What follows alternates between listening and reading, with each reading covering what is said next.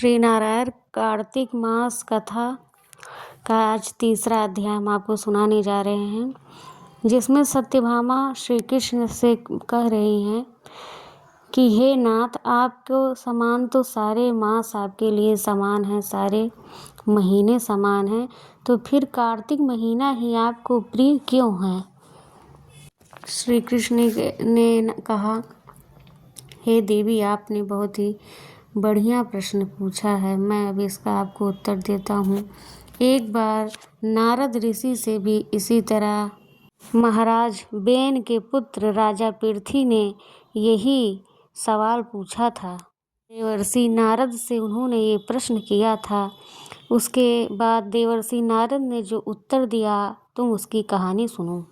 नारद ने उसे कार्तिक मास की महिमा सुनाते हुए उसे कहा, सुनो राजन, एक समय शंख नाम का बहुत बलवान अत्याचारी राक्षस था।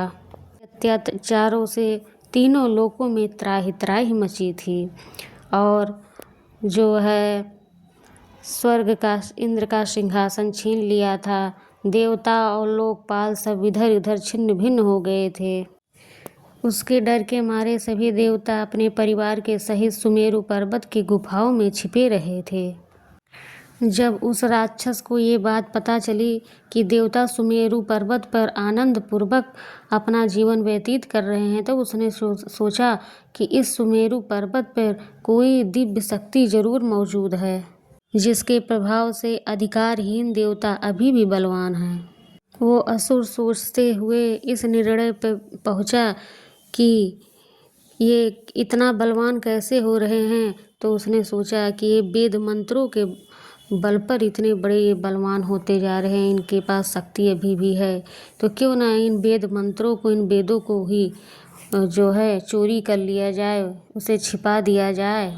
शंखासुर नामक राक्षस जाकर ब्रह्मा जी के ब्रह्मलोक से वेदों को हर ले आया और उसे जब वो वेदों को हर कर ले जा रहा था, तभी रास्ते से उनके चंगुल से वो सारे वेद निकल कर भाग लिए और समुद्र में जाकर छिप गए। उसके बाद वो समुद्र में जाकर घुसा तो उसे समुद्र में ना तो वेद मिले ना वो मंत्र मिले।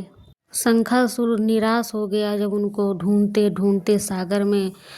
तभी उसी वक्त ब्रह्मा जी पूजन सामग्री लेकर सभी देवताओं के साथ भगवान विष्णु के पास पहुँचे। हरि नारायण विष्णु को जगाने के लिए सभी लोग धूप दीप नैवेद्य और गायन भजन करने लगे। तब विष्णु जी की निद्रा टूटी। उन्होंने कहा, मैं आपके मंगलाचरण से बहुत प्रसन्न हूँ। जो मनुष्य अश्विन शुक्ल की एकादशी से देवोत्थान एकादशी तक मेरे पूजन करेगा, मैं उससे अत्यंत ही प्रसन्न हूँगा। आप लोग जो वरदान मांगना चाहो आप वरदान मांगो। तब उन्होंने अपना जो है बताया कि ब्रह्मलोक में आकर वो सब वेद चुरा ले गए हैं और वो सब सागर में लुप्त हो गए हैं। तब ब्रह्मा जी ने अपना मत्स्य रूप धारण किया। अब मैं कार्तिक महीने में 1 महीने जल में मेरा विश्राम रहेगा। श्री हरि नारायण। उसके बाद उन्होंने सभी देवताओं के साथ समुद्र में जा कर के जितने भी वेद मंत्र थे, वेदों को वो वहाँ पे उन्होंने शंखासुर नामक राक्षस का वध किया और उसको वो सुरक्षित ले आए। और तभी से कार्तिक मास में प्रभु सभी वेद और मंत्रों के साथ वो नदी में और समुद्र में विश्राम करते हैं। इसीलिए